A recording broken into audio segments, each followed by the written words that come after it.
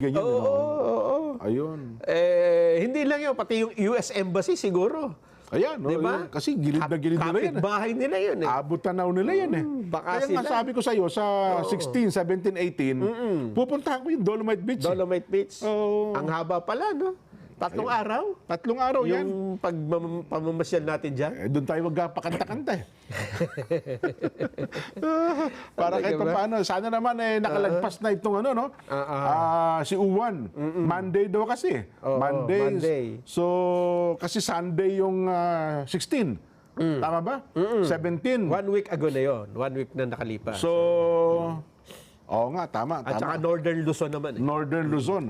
Hindi, yung mga kasama ko sa kaduluduluhan, hanggang Batanes, luluwas, papunta rito eh. Sasali? May mga kaibigan ako eh. Aba. O, ganun kalawak eh. Tapos doon sa may gawin na yung dulo ng Luzon, Bicol, Sorsogon, pupunta rin eh. Kailangan May yung mga kaibigan din ako nandun eh. bago pumunta rito, maghanda ng tamang pagkain at mag-exercise yan. Ayun nga. Importante. Yun yung kasing ehersisyo at saka tamang pagkain. Ang pinaka-epektibong paraan para maiwasan po